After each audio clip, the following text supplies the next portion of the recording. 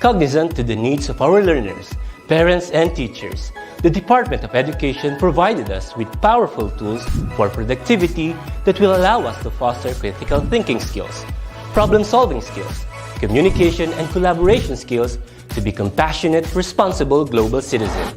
Join us and discover new ideas in our series of professional development training program with the ICTS Edtech Unit and Microsoft Education Philippines. Together, we will equip our learners and empower our fellow educators for a dynamic future. Para sa bata, para sa bayan, at para sa guro. Sulong Edukalidad.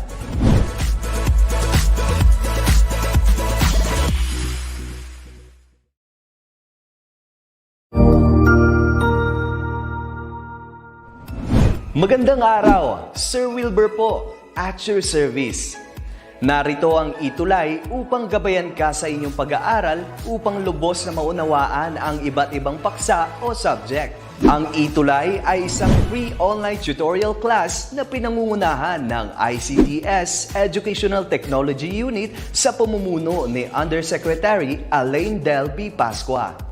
Ang programang ito ay hindi lamang para sa mga bata, kundi ito rin ay magsisilbing gabay sa mga magulang at mga guro kung paano nila ituturo o gagabayan sa bawat asignatura ang kanilang mga anak o mga estudyante. Sa kasalukuyan, ang self-learning module mula sa rehiyon ng Calabarzon at kilala sa tawag na pivot ang ginagamit sa ating ETUlay online class. Kaya ano pang hinihintay ninyo? Ihanda na ang inyong mga ballpen o lapis, papel o kwaderno at samahan kaming itulay ang pagkatuto para sa bawat batang Pilipino. Sama-sama tayong magtutulungan para malampasan ang mga hamon sa panahong ito. Halina't matuto kasama ang inyong online tutor sa oras na ito.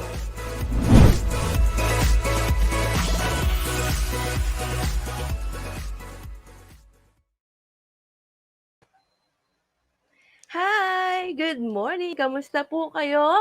Ayan, magandang umaga po sa inyong lahat. Siyempre, unang-una sa ating mga learners, siyempre sa ating parents, at siyempre ang ating mga teachers. Yan, thank you very much dahil sinamahan niyo po ulit ako ngayon sa Business Ethics. Pero unahan ko batiin ko na Angelica Eugenio Capili, good morning. Jeffrey Peñaflor Ranyola, and Johnny Flor Acacio de Lote. Thank you very much. Ang aga, di ba? At syempre, gusto ko rin batiin syempre ang mga EBM teachers sa SDO Quezon City at syempre sa aming Education's Program Supervisor, Dr. Joel Feliciano. Okay? Hello, good morning, Kate. Yan. Mukhang teacher si Madam. Good morning, Ma'am Kate. Ayan, sana mag-enjoy po ulit kayo ngayon sa another session ng ating Business Ethics. Okay, let's start na. Okay. Now, so we are on quarter 4. Ang bilis ng panahon, no? Second week ng ating quarter 4. Here, we aim to formulate morally defensible ethical position and entrepreneurship, no? So again, this is your tutor Rose. Ayan. So, hindi lang sa business ethics, pati mamaya sa principles of marketing. Okay. So, at the end of this tutorial, you are expected to formulate a morally defensible position on ethical issues and entrepreneurship. Actually po, kung makikita niyo siya mamaya, beyond entrepreneurship siya. Ma-apply po natin to sa ating buhay. Okay ba yun? Alright. Now, just to review, di ba, pinag-usapan natin yung responsibilities ng mga entrepreneurs, di ba? Last time to various stakeholders. At huwag niyong kakalimutan yun. Dahil pag hindi ginawa, no, yung mga responsibilities na yun, yung next topic natin mangyayari. Okay ba? Alright. So now, let's define first kasi ethical issue, no? A problem or situation that requires a situation to choose between alternatives that must be evaluated as right or ethical or wrong or unethical. So sa bawat natin, no, action natin, sa bawat decision natin, kahit bata pa kayo, okay? Dapat tinatanong natin, tama ba ito o mali? Okay? So tama o mali? Kahit kailan, no? Kahit kailan. Ano mang ginagawa mo kahit nasan ka pa. Okay? But sometimes kasi nakaka-encounter tayo ng dilemma. So, arises in situation concerning right or wrong when values are in conflict. Di ba nagkakaroon yung values minsan? Ng conflict yung mga values natin. But Please remember, ethics go beyond legal and it's doing right whether or not anyone is looking. Di ba? Ayan. So now, let's start. Kasi syempre, tingnan muna natin. Baka naman meron tayong ay, Ma'am Kate. Sabi na nga, teacher si Ma'am Kate eh. Hello, madam. Kamusta po? Ayan, thank you po sa pag-join. Ayan. So, may basic fairness muna. Unahin natin yung basic fairness, no? Ano ba sinasabi pagka-fairness? It's concerned with actions, processes, and consequences that are morally right, honorable, and equitable. So, fair decisions are made in an appropriate manner based on appropriate criteria. So, pag fairness, dalawa pag-usapan natin dito. Okay, may substantive fairness. Ito yung tinatanong natin, no? A fair result in which people receive what they are due and what they deserve. Di ba? Lagi natin sinasabi, deserve ko ba yan? Mga ganyan, ano? So, dito yung papasok, substantive fairness. So, other definition, no? Include resource allocation based on effort, social contribution, seniority, and legal rights, no? Kung ano nga yung na-contribute mo, dapat rin yun daw yung ma-receive mo, sabi dito. Next naman, another criteria ng fairness natin, procedural fairness. So requires that the process of decision making reveals a conscious concern with reaching a fair, just, and equitable result, no? So decisions should be made and should appear to be made carefully, honestly, and objectively. Okay, syempre, unang-una, alam niyo po yung fairness, syempre, iba-iba yan sa bawat tao. Pwedeng fair sa atin, baka yung sa iba, 'di ba? Hindi unfair sa kanila. So, ang tip ko, hindi po natin masasatisfy ang lahat sa bawat decision natin. But as personal natin gawin natin yung decision based on our conscience, 'di ba? Tsaka kung ano talaga yung tama, 'di ba? Okay. So now, ano ba yung mga examples of unfairness? Talagang mag-aano lang yun sa tatlo. Una, bias. Okay? Preference or tendency which can be for or against. Pwedeng favorite mo, pwedeng ayaw mo. Pwede yan, di ba? May prejudice rin. Common to, based on preconceived judgment. Judgmental agad. Hindi pa kilala yung tao. Meron ng agad, a perception, ganyan. So, prejudice yun. And ang prejudice, ang masama sa kanya, nagli-lead sa discrimination. So, leads to unfair advantages and disadvantages for groups of people based on prejudicial attitudes. Pag gusto mo, syempre, maganda yung trato mo. Pag ayaw mo, kalungkot, di ba? Ayan. So, how to implement procedural fairness? Paano pag nangyari naman yan? Okay, unang-una dapat may fair notice. Lahat informed. Okay? Wag na wag talaga. Communicated siya. That dapat impartial. Wala kang kinikilingan.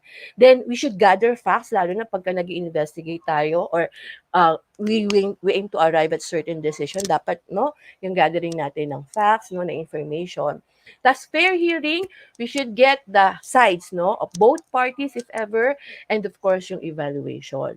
Now, ito pa yung iba na pwede nating magamit, for procedural fairness. Siyempre, treat all people equitably. Yun lang naman, di ba? It boils down yung respect, yung treatment mo na equal sa lahat ng tao. Okay? Lalo na sa organization, it should be based on merits and abilities of with consistency. Consistent, di ba? Make all decisions on appropriate criteria. Tapos itong criteria na to, communicated to, alam to ng lahat, Baka may criteria ka, pero nasa iyo lang, di ba? So, without undue favoritism or improper prejudice, okay? Then, never blame or punish people for what they did not do. Kaya dapat mag-imbestiga, okay? We gather facts. Tapos, syempre, meron tayo ditong positive reinforcement and negative reinforcement. Pag positive reinforcement, syempre, i-praise natin. Pagka negative reinforcement, pwede nating actually may punishment na So, appropriate sanction, di ba? So, not take unfair advantage of people's mistakes or ignorance. Yan. Okay ba yon? Sige, tinan ko nga po. Baka naman. Ayan. Hi, Lebron. Dapat ma'am na lang. Kasi di ko alam kung teacher kayo or estudyante. Hello po, Sir Lebron. Hi, Ma'am Elisa Andres Villadolid. Ayan, thank you for joining me. Ayan, so yun yung basic fairness, okay? So actually yung tatlong yun, wag lang natin magawa yung bias, yung prejudice, tas yung discrimination kahit papaano no. Fair tayo, okay? Now, next, employee relations. Actually, kung nakinig kayo before, 'di ba, sa mga nabanggit ko examples, nilagay ko na agad dito kung anong mga situation nagiging unfair, no? Yung employer or employee or may mga unethical situation. Sa employer, syempre, number one na yun, not paying workers a fair wage. Sabihin na natin kahit yung minimum wage, no? Unethical, no? So, employing children under the legal working age. So, dapat, di ba, 18, 18 above sa atin. Then, unsafe or unsanitary working conditions, bawal po yun ngayon. Discrimination, tama, and of course, abusive behavior and harassment. Lalo na pag kasi pag ikaw yung nasa person in authority, no? Maraming unethical practices na nangyayari committing this abusive behavior. Pag employee naman, anong nangyayari? Ayan, misusing company time, no? Baka alam mo kung ano-ano, di ba lang, no? Mahabang break, ganyan. Tapos, ito common rin, no? Employee theft, di ba? Then, violating company's policies, kumbaga overall. So, paano naman natin to ma-maintain yung ethical relations with the employer and employee, ethical relations, no? Unang-una, dapat talaga may code of conduct so that may mga susundin talaga lahat, no? Yung members ng organization. Lalo na kayo kapag mag-start kayo ng business nyo, unahin nyo to, code of conduct.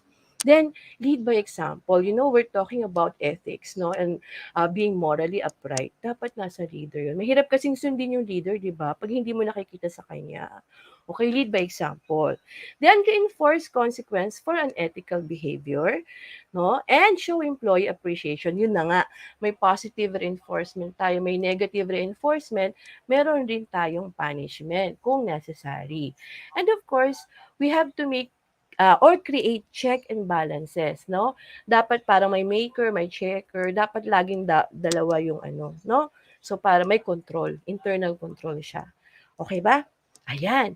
Okay. So next, ayan, customer relations naman, ano? So parehong customer natin 'tong pinag-uusapan natin, 'di ba? Okay. Pagka may mga questions po kayo ha, huwag kayong mahiya. Pwedeng i-chat. Okay. So now, nag-basic fairness na tayo, nag-employee relations na tayo. Let's now go to customer relations. Okay. Actually, ganun no? In the pursuit of, syempre, profit, no? Maraming entrepreneurs or businessman nakakagawa, syempre. So, totoo lang, no? Unethical practices. So, dapat sana maiwasan yan. Okay? So, ito yung mga common. Okay? So, misleading by introducing non-existent features. Alam mo yun, pag kayo na-offer sa'yo yung product or service, madaming features ang binabanggit sa'yo. Pero pag ginamit mo, wala naman. Ito common to ha. Hide extra service charges. Kala mo ito lang yung price na babayaran mo, no? Pag actual mo lang babayaran, meron pa palang iba. So, yun? Wag yun. Then, unable to provide a factual comparison. And, ito mo rin, no? Negative marketing for competitors. Madi-discuss natin din yan mamaya. When we sell, no, we should emphasize the advantages of our product. No, yun lang.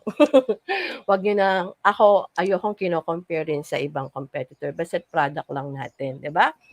At privacy issue, pwede rin. Lalo na ngayon po, dahil tayo, kumbaga digital tayo, no? Online, ganyan.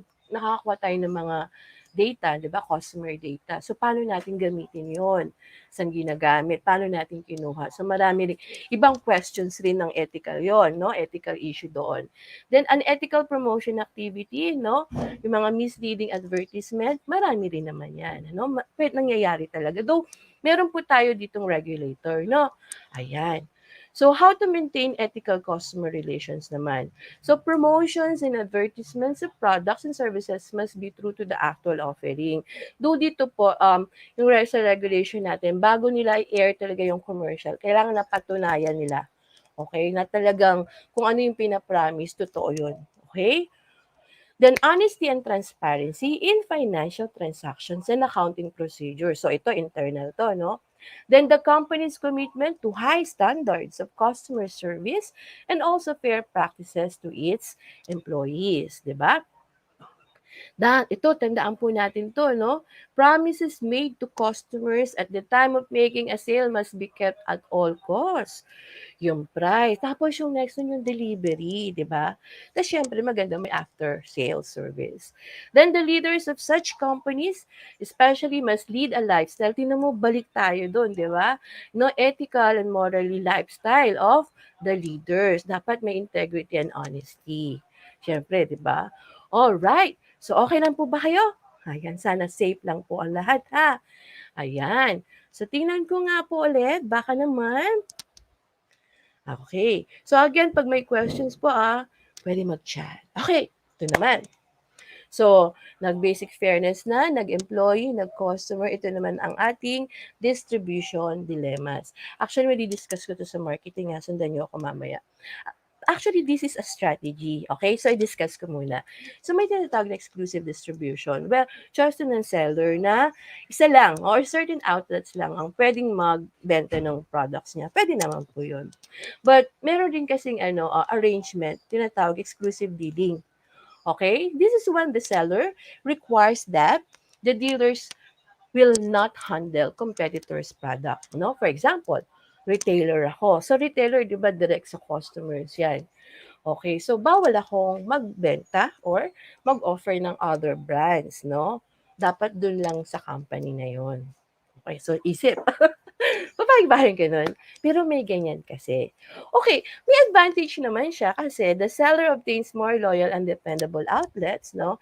And the dealers obtain a steady source of supply. Sigurado yung retailer syempre ng supply from, di ba, the seller. Ayan, supply of special products and stronger seller supports. Dapat talaga supportahan siya ng seller pag ganito. Kaya lang, di ba, ayun yung tanong doon. Di ba, yung exclusive dealing. Okay, so exclusive arrangement, tandaan lang, no? Iba po yung legal, iba rin yung ethical. Pwede siyang legal, no? Pwede siyang legal, pero baka hindi or unethical, ganun. So, may mga ganong questions.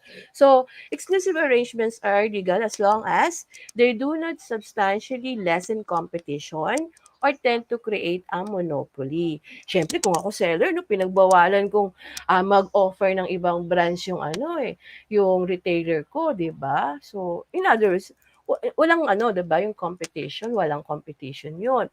Then both parties have voluntarily entered into the agreement. Actually, strategy talaga siya. So, thin line lang, kung alam mo yun, para dapat hindi siya maging unethical. Okay? Ayan. Okay ba? Ay, ito naman. So, ito, common po ito, ha? Ayan, fraud. Yan. So, what is fraud nga? Consists of dishonest and illegal activities perpetrated by individuals or companies in order to provide an advantageous financial outcome to those persons or establishments. May discuss po ako dito, no? From on the other side, nasa reference ko po. Ayan, ito yung mga klase ng fraud na nangyayari, no, sa isang company, sa isang business. May tinatawag na asset misappropriation. So, schemes in which an employee steals or exploits his organization's resources. Ano yung mga yon? Stealing cash. Nangyayari ka din talaga siya. Okay, may scheming na tinatawag dyan, yung hindi nire-record yung sales, tapos okay, nagpo-forge ng mga check. Naku. Then making false expense reimbursement claims, no? Para ma-reimburse, 'di ba? Ayan, kukuha ng mga resibo kahit hindi ginamit. Nangyayari talaga yun. Then taking non-cash assets of the organization, yung mga inventory theft, no? Inuuwi sa bahay, mga ganyan. Then theft of services, an employee misuse company services or company-funded services. Tapos, meron namang pinoprovide talaga na company vehicle. Pero dapat pang business use yun. I mean, pag nagta-travel kayong pamilya, dapat hindi nyo gagamitin. Okay? So, ito yung mga sa asset misappropriation. Okay? Tapos meron rin procurement fraud, no? Purchase order fraud where the employee sets up a phantom vendor account into which are paid fraudulent invoices. Kakatakot, no? Yan. So, next asset misappropriation, my financial statement fraud. Ito po, marami rin po nakakakomit nito. So, schemes that involve omitting or intentionally misstating information in the company's financial reports, no? Fictitious revenues, yan, hidden liabilities, inflated assets, pwede yun. Okay po? Yan, corruption, meron rin po yan. No? Schemes happen when employees use their influence in business. Lalo na pagka mga, alam niyo yun, naglalakad ng mga business permit, nangyayari to. So, bribery, extortion, no? May conflict of interest rin, no? So, ayan. No? Tapos, kailangan ma-prevent natin ang fraud, di ba? So, unang-una, know your employees. Talagang may background checking tayo, ganyan. Then, make employees aware or set up a reporting system na meron tayong fraud prevention, no? Iba pa rin kasi kung aware sila. Okay? Then, implement internal controls, no? Tapos, monitor vacation balances. Totoo po yun, ano? Baka tuwang-tuwa tayong employee, hindi nagli-leave. Ang sipag-sipag. Pero magtaka po tayo doon. Baka may tinatago kasi sila. Then create a positive work environment. Okay? Ayan. Kamusta naman kayo? Medyo mahaba tong discussion natin ito pero napakaganda kasi itong discussion na to. Okay? Let's proceed. So next, unfair competition. So unfair competition occurs when another business gains a competitive advantage or attempts to do so by using deceptive, unfair, wrong, or fraudulent business practices. Alo. Yan, ito, trademark infringement. Alam niyo yun, ginamit niyo yung logo, ginagamit yung logo, yung brand name, no, nang hindi alam ng company, di ba? Okay, nilagay mo dun sa mug, alam niyo, sa t-shirt, yan, bawal yun. Then, product disparagement, ito talaga yung paninira na talaga sa product ng competitor, no? Tapos, steal ang competitor's trade secrets, paano nangyayari yan? Employees, no? Talagang hinahire nila, kaya sila nagpa-pirate rin ng employees ng competitor. Then, trade dress violation, copying the physical appearance of a product. Pwede nangyari yan. And misrepresentation of the source of product. Ito naman yung product, may brand name. Ang gagawin, papalitan yung brand name, ilalagay yung sariling brand name. So, ano? Bawal yun, ano? Ayan. So, paano mapoprotektahan naman, no? Against unfair competition? May pinapasign po sa mga employees, lalo na yung mga nakakaalam ng trade secrets, no? Yung non-compete and non-disclosure agreements. Tapos, dapat may strong company policy. Ito maganda, dapat may limited access lang to trade secrets, di ba? Tapos, laging may training protocols and of course, internal and external audit. Kailangan lagi yan. Okay. Yan. Tapos, may unfair communication. So, a term to describe any form of communication, both verbal and non-verbal, that promotes an ethical behavior. Okay? So, una na dyan, ito nakuha ko rin sa isang site, napakaganda.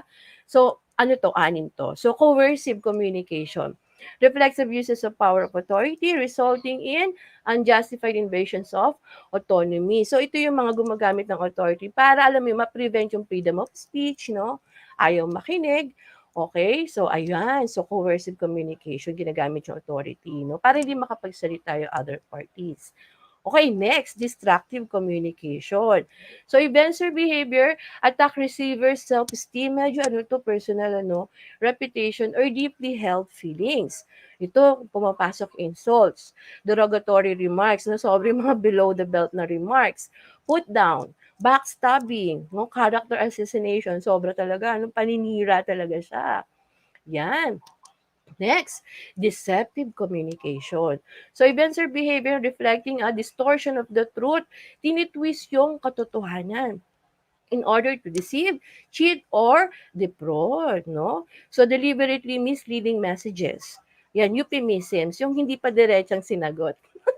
O yung hindi yung word talaga yung ginamit, pinaganda pa. That is to conceal embarrassing deeds or to prettify, no, pagandahin, yung unpleasant facts. Ayan. Meron ding intrusive ito, ganun. Yung mga hidden cameras, di ba? Bawal kasi yun. Kaya nga pag nagre-record na yun, kailangan may permission, di ba? So ito, yung binivideo, hindi alam ng tao. Bawal yun. Siyempre, ito tapping of telephones, di ba? Yan. An application of customer technologies to monitoring, halimbawa, employee behavior or surveillance. So, intrusive communication yon.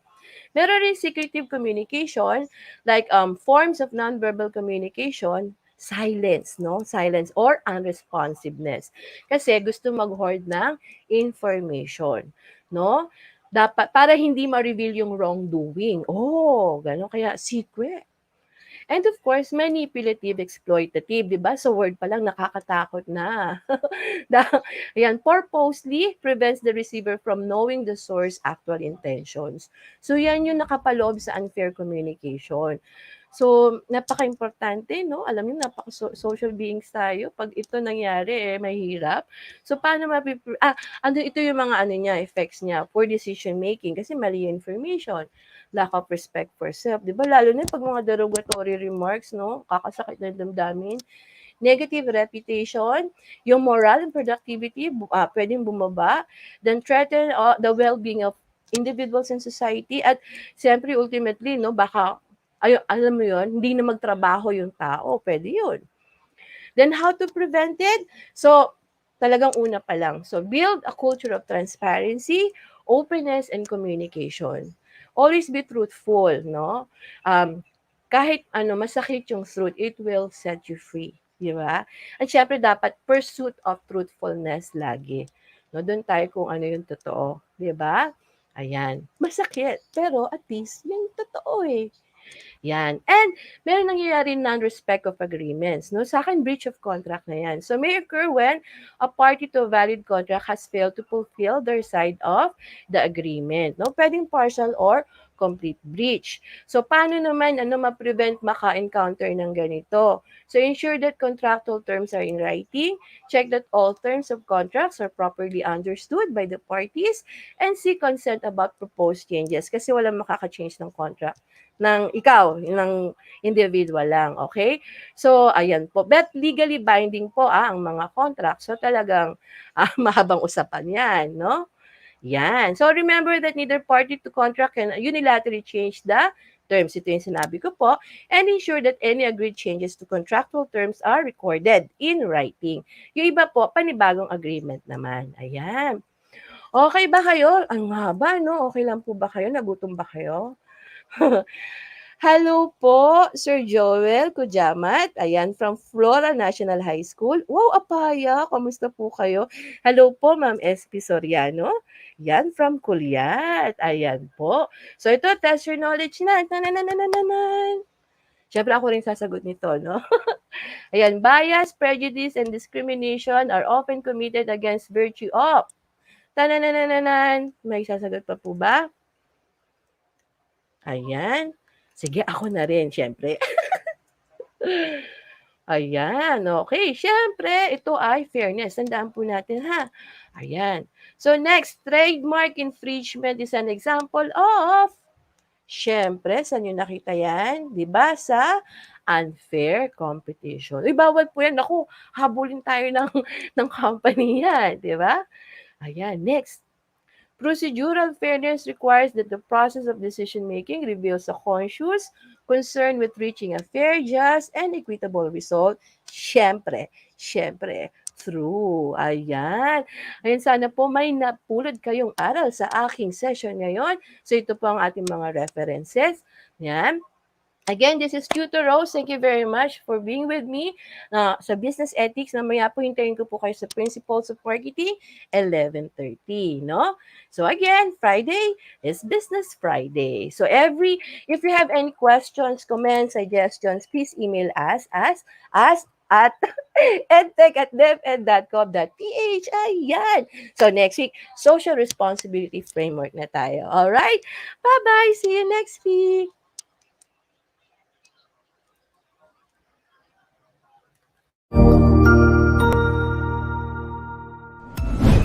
Sigurado ako na marami ka na namang natutuhan sa ating ETUlay tutorial session ngayong araw. Tandaan, ito ay hindi lamang para sa ating mga mag-aaral, kundi pati rin sa ating mga minamahal na guro at mga magulang na kaagapay natin para maituloy ang pagkatuto sa kabila ng nararanasang pandemya.